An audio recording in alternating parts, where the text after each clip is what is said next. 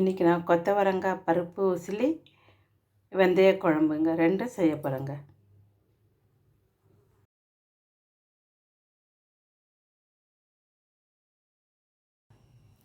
இன்றைக்கி நான் சாம்பார் வெங்காயம் போட்டு வெந்தய குழம்பு பண்ண போகிறேங்க. அந்த வெந்தய குழம்புக்கு தேவையான பொருளுங்க, சின்ன வெங்காயம் இது 1/4 கிலோ உரித்து வச்சுருக்கேன், கருவேப்பிலை, பூண்டு ஒரு 10 பல் உரித்து வச்சுருக்கேன், ஒரு தக்காளி இது வெட்டி நம்ம கட் பண்ணி வச்சுக்கணும், புளி ஒரு எலுமிச்சம்பழம் அளவு புளி, ஆனால் இதை நான் ஊற வச்சு கரைச்சி முந்தியாக எடுத்து வச்சிட்ருக்கேங்க. குழம்பு மிளகாத்தூள் 1 டீஸ்பூன், தனியாத்தூள் 1 டீஸ்பூன், தேங்காய் இது 1/4 தேங்காய், இது 3 வெங்காயம், இதே சாம்பார் வெங்காயம் நாங்கள் எடுத்துகிட்ருக்கேன். இந்த தேங்காய், இந்த வெங்காயம், குழம்பு மிளகாத்தூள், தனியாத்தூள் இதனாலேயும் நம்ம மிக்சியில் போட்டு அரைச்சிக்கணும்.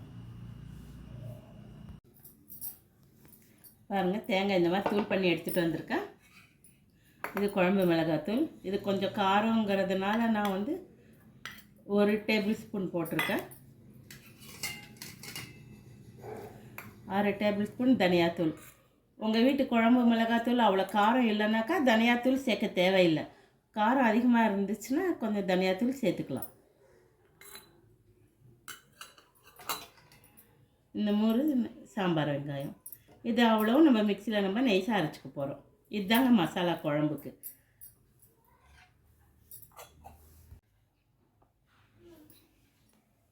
இது கொத்தவரங்காய் பொரியலுங்க. இந்த கொத்தவரங்காய் பொரியல்னாக்கா இது நம்ம ஐயர் வீட்டிலலாம் பண்ணுற மாதிரி இது ஒரு வகை பொரியல், ரொம்ப நல்லாயிருக்கும். ஃபிட்லைன்னு சொல்லுவாங்க இதுக்கு. இது நம்ம பீன்ஸில் புடலங்காலெல்லாம் பண்ணலாம். அது பாருங்கள், கொத்தவரங்காய் சின்ன சின்னதாக கட் பண்ணி வச்சுருக்கேன். தாளிக்கிறதுக்கு கருவேப்பிலை, வெறும் வெங்காயம், இது கடலப்பருப்பு அரை கப் கடலப்பருப்பை ஊற வச்சுருக்கேன். காஞ்ச மிளகாய் ஒரு 6 காஞ்ச மிளகாய், பூண்டு 10 பல் பூண்டு இருக்குது சின்ன சின்னதாக, இஞ்சி ஒரு சிறு துண்டு. இப்போ நம்ம வடைக்கு அரைக்கிற மாதிரி இந்த 5 பொருளையும் நம்ம என்ன பண்ணணும், கரப்பாக அரைச்சி எடுத்துக்கணும் மிக்சியில். அதாவது காஞ்ச மிளகாய், பூண்டு, இஞ்சி முதல்ல இதை கொஞ்சம் அரைச்சிட்டு அப்புறமா இந்த கடலப்பருப்பை போட்டு நம்ம வடைக்கு அரைக்கிற மாதிரி கொஞ்சம் கரப்பாக அரைச்சி எடுத்துக்கலாம்.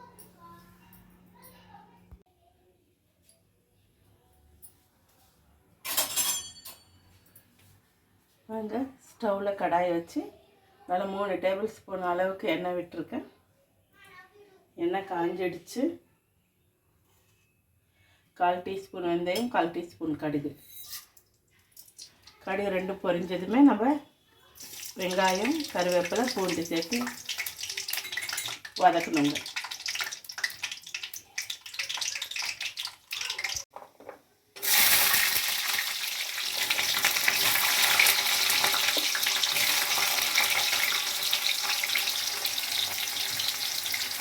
வெங்காயம் போட்டுட்ருக்கேன், கருவேப்பிலை, பூண்டு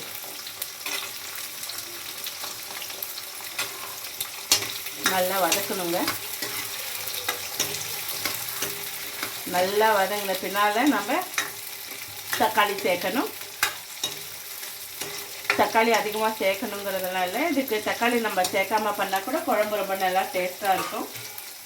இதெல்லாம் பழைய காலத்தில் எங்கள் அம்மா அவங்க பண்ணுற மாதிரி தான் இது பண்ணி காமிச்சிட்ருக்கேன். இப்போல்லாம் உங்களுக்கு நிறைய தக்காளி, வெங்காயம், பெரிய வெங்காயத்தை போட்டு நம்ம பண்ணுறோம், காரக்குழம்புன்ட்டு சொல்கிறாங்க. இதை நாங்கள் அப்போல்லாம் புளி குழம்புன்ட்டு சொல்லுவோம். வெறும் சாம்பார் வெங்காயத்தில் மட்டும்தான் இதை குழம்பு பண்ணுவாங்க. நல்லா புளியும் காரமும் நல்லா தூக்கலாக ரொம்ப நல்லாயிருக்கும் சாப்பிட்றதுக்கு. வெங்காயம் இந்த மாதிரி வதங்கணும். இதெல்லாம் நல்லா பொன்னிறமாக சிவக்க வதங்கின பின்னால் தான் நம்ம தக்காளி சேர்க்கணும்.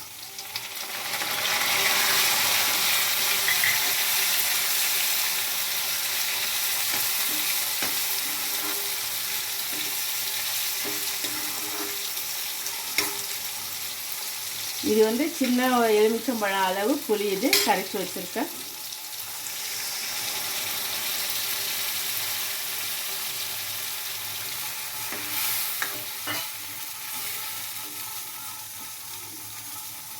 தேங்காய், குழம்பு மிளகாத்தூள், தனியாத்தூள், 2 வெங்காயம் 2 போட்டு அரைச்சது இது.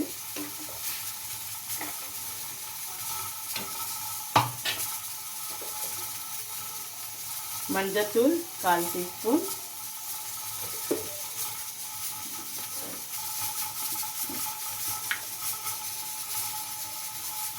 உப்பு தேவையான அளவு.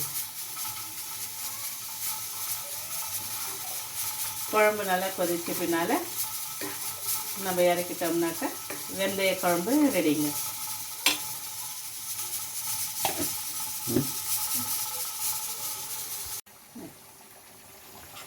பாருங்க, வெந்தய குழம்பு ரெடி ஆகிடுச்சு.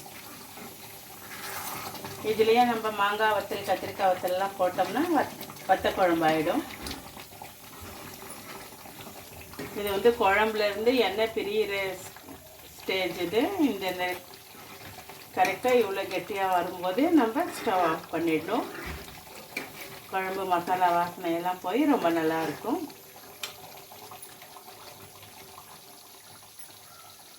வெந்தய குழம்பு ரெடி. ஸ்டவ்வில் கடாய் வச்சு 3 டேபிள் ஸ்பூன் எண்ணெய் விட்டுருக்கேன். கடுகு, சீரகம் 1/4 டீஸ்பூன் போட்டாச்சு. பொரிஞ்ச உடனே வெங்காயம், கருவேப்பிலை,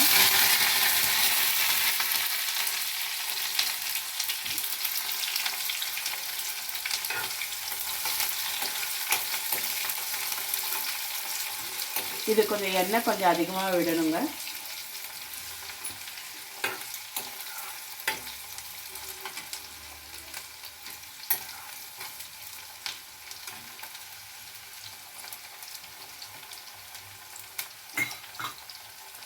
வெங்காயம் வதங்கின பின்னால் நம்ம இந்த பருப்பை அரைச்சி வச்சுருக்கோம் இல்லையா, இந்த பருப்பை கொஞ்சம் ஒரு 5 நிமிஷம் வதக்கின பின்னால் காய் கட் பண்ணி வச்சுருக்கிறதையும் சேர்த்து உப்பு போட்டு தண்ணி தெளித்து வேக வைக்கணுங்க, மூடி வச்சு.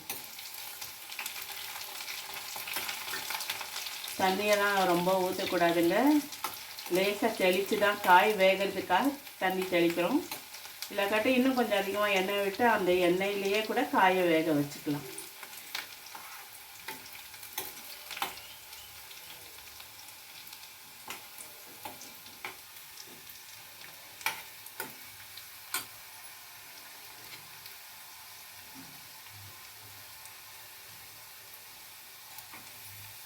இந்த வெங்காயம் வதங்கிடுச்சு. இந்த பருப்பை போடுறோம்.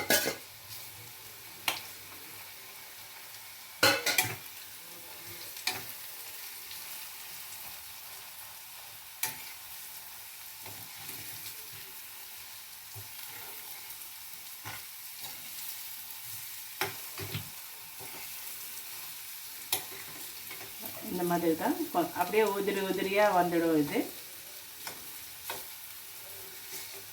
இப்படி முடியலைன்னா நம்ம அரைச்சதை நம்ம இட்லி பாத்திரத்தில் நம்ம வேக வச்சு மறுபடியும் எடுத்து கூட நம்ம இதில் போட்டு உதிர்த்து சேர்த்துக்கலாம். அப்போ வந்து உங்களுக்கு எண்ணெய் அவ்வளோவா தேவைப்படாது. பாருங்கள், உதிரியாக வந்துடுச்சு. இந்த இதில் நம்ம காய் சேர்த்துக்கணும். கொத்தவரங்காய்,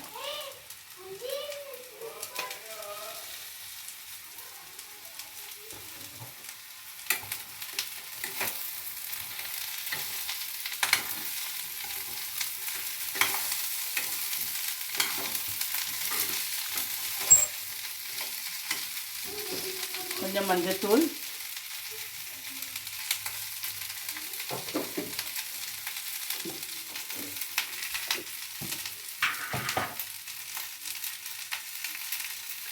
உப்பு தேவையான அளவு,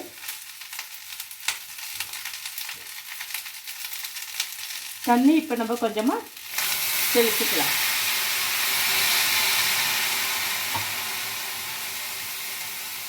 அடுப்பை சிம்மில் வச்சு நம்ம கிளறி விடணுங்க.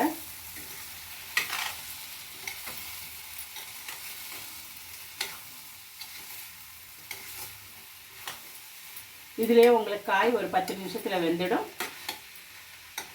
அப்போ நம்ம கொத்தவரங்காய் பிட்லை ரெடி.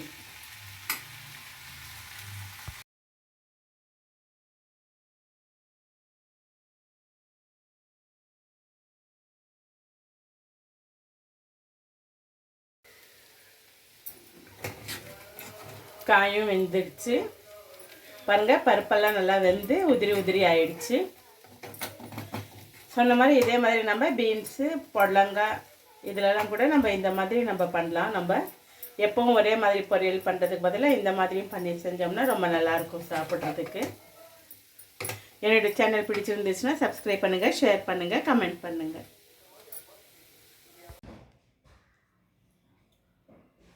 வெந்தய குழம்பு இது ஜாஸ்தி நம்ம சாம்பார் மாதிரி போட்டுக்க கூடாதுங்க, கொஞ்சமாக தான் போடணும். புளி காரம் அதிகமாக இருக்கிறதுனால. அதே மாதிரி கொத்தவரங்காய் பிட்லை ரெடி.